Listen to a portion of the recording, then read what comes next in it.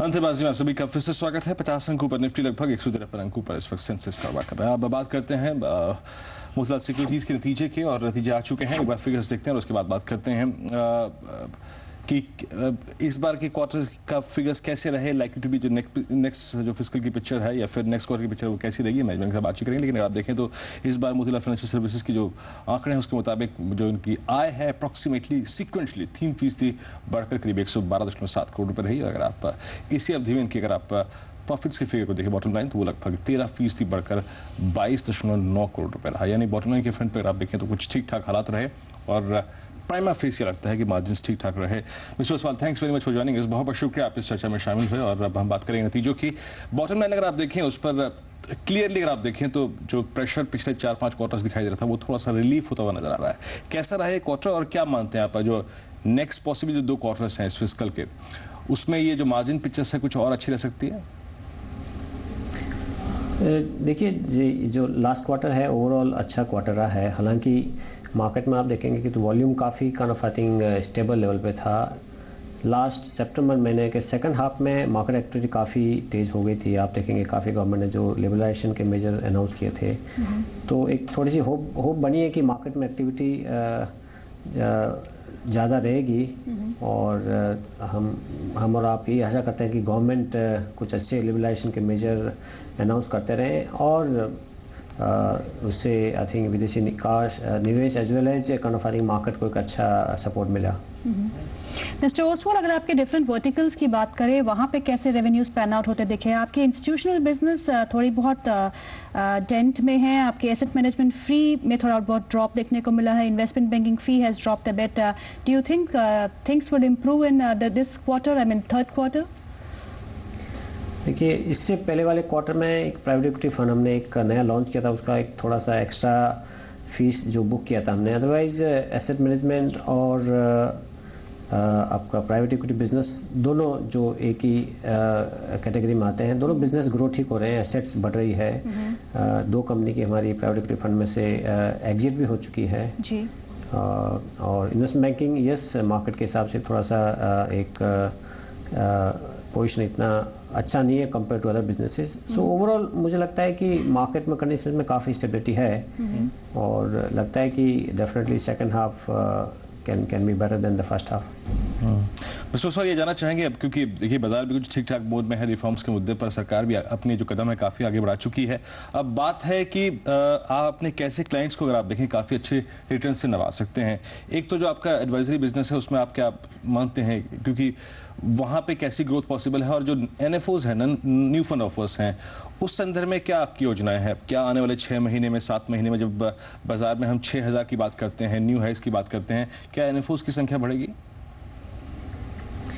देखिए, asset management business में आप देखेंगे कि पहले 6 मंथ्स में इक्विटी पोर्शन तो कम ही हो रहा है, रिडम्पशन हो रहे हैं। ओवरऑल मार्केट में देखेंगे कि FIIs का काफ़ी एक बाइंग सपोर्ट रहा है, लेकिन डोमेस्टिक म्यूचुअल फंड्स में रिडम्पशन हो रहे हैं। सो ओवरऑल मुझे नहीं लगता है कि बहुत सारे NFO इसमें आएंगे इंडस्ट्री में। हालांकि हमारा यहाँ से प्लान है कि भी एक एवरी क्वार्टर में 1 या 2 नए प्रोडक्ट हम लोग म्यूचुअल फंड के प्लेटफॉर्म लाए। प्राइवेट इक्विटी फंड में हमारी ऐसी योजना है कि हम एक दूसरा हमारा रियल एस्टेट फंड जो हम चालू करने की एक प्लान है नेक्स्ट क्वार्टर में। सो वो ट्रैक पर है। मुझे लगता है कि प्राइवेट इक्विटी बिजनेस में काफ़ी ट्रैक्शन रहेगा। म्यूचुअल फंड में थोड़ा सा टाइम लग सकता है।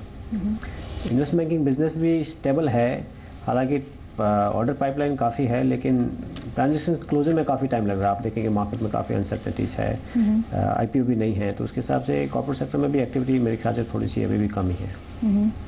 मिस्टर ओसवाल, अगर आपके क्लाइंट बेस देखें तो यहाँ काफ़ी अच्छा एक्सपेंशन हमको देखने को मिला है, एंड आपके distribution, retail distribution pan India network is also expanding. Any expansion plans that you are thinking as of now? कहाँ नई सिटीज़ में कुछ नए ऑफिसेज?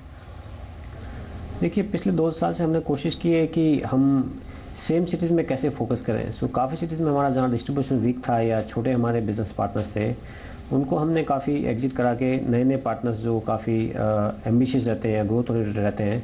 सो क्वालिटी के हिसाब से हमारा डिस्ट्रीब्यूशन काफ़ी अच्छा हुआ है। क्वांटिटी में ज़्यादा फोकस हमने अभी नहीं किया है, और अगले 3 से 6 महीने में भी क्वांटिटी में हम फोकस नहीं करेंगे, क्योंकि 550 सिटी में ऑलरेडी हमारा प्रेजेंस है और 1550-1600 आउटलेट्स है। सो हमारी कोशिश है कि आउटलेट कैसे पर आउटलेट इनकम बढ़ा सकते हैं, क्वालिटी बढ़ा सकते हैं, so that at the same level we can do I think much higher level of revenues. Mister Oswal, आप जब क्योंकि बात कर रहे हैं हम आपकी कंपनी की योजनाओं के बारे में और कैसे रहेंगे मार्जिन्स, कहाँ से कारोबार बढ़ेगा, ये सब कुछ डिपेंड करता है कि ये बाज़ार के हालात कैसे रहेंगे अगले 6 महीने में, अगले साल भर में। ये जो कदम उठाए हैं सरकार ने, या फिर जिस तरीके से ह्यूज पैसा, अगर आप देखें इंस्टीट्यूशनल मनी भारत की तरफ आ रही है, रुपए की जो ताकत है पिछले 1 महीने में वो ये दर्शाती है। आपकी राय क्या है, लाइकली टू बी दिवाली से आके ये जो 3-4 महीने रहेंगे, ये कैसे रह सकते हैं बाजार के लिए?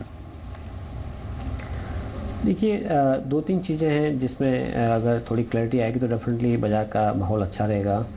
एक तो जैसे इन्फ्लेशन अभी भी थोड़ा सा एक हाई है, अगर आरबीआई यहाँ से एक बहुत अच्छे इंडिकेशन है कि इंटरेस्ट रेट कम हो सकती है, सो मुझे लगता है कि इंटरेस्ट रेट कम होती है तो मार्केट में काफ़ी एक अच्छा पॉजिटिव माहौल बनेगा। दूसरा है कि गवर्नमेंट की जो डिसीजन मेकिंग जो प्रोसेस है थोड़ी सी एक बंद ठप सी हो गई थी, वो भी वापस चालू हुई है काफ़ी एग्रेसिव तरीके से। आई थिंक गवर्नमेंट की बॉडी लैंग्वेज देखें तो काफ़ी एग्रेसिव है। सो अगर वो प्रोसेस आगे रखती है, आगे चालू रहती है, तो डेफिनेटली बाज़ार में उसका काफ़ी पॉजिटिव इम्पैक्ट रहेगा।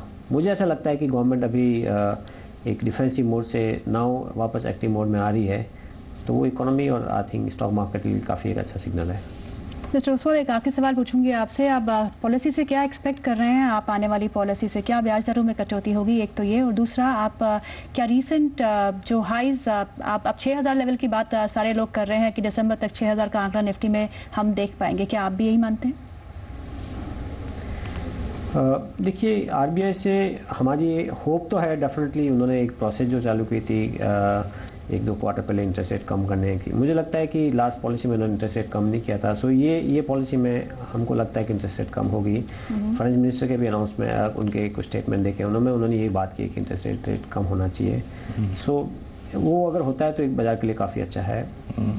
और दूसरा जो सवाल आपने इसके बारे में, आई थिंक मार्केट के बारे में, राइट जी, व्हाट लेवल, इंडेक्स लेवल क्या रहेगा? मुझे लगता है कि मार्केट रेंज बाउंड रहेगा, क्योंकि गवर्नमेंट के पास भी बहुत सारे इतने कोई ऑप्शंस नहीं है बहुत सारे लिबरलाइजेशन करने के लिए, क्योंकि उनके पास पॉलिटिकल मेजॉरिटी भी नहीं है और काफ़ी उनके जो मेन एलाइज है वो भी उतने उनके साथ खड़े नहीं दिख रहे हैं। सो लिमिटेड स्कोप रहेगा उसमें, और उसके हिसाब से बहुत ज़्यादा तेज़ी नहीं दिखती है। सो आई थिंक एक रेंज में रहेगा मार्केट। फॉरेन का पैसा, एफआईआई का फंड काफ़ी आ रहा है, वो मार्केट को सस्टेन कर रहा है। चलिए mister Oswal, thanks very much for joining us. बहुत बहुत शुक्रिया आप इस कार्यक्रम में शामिल हुए कंपनी योजनाओं को लेकर और बाजार के स्तर को लेकर आपने आपसे बातचीत की। बहुत बहुत शुक्रिया इस कार्यक्रम में शामिल होने के लिए। एक ब्रेक का वक्त है, ब्रेक के बाद तुरंत हाजिर होते हैं।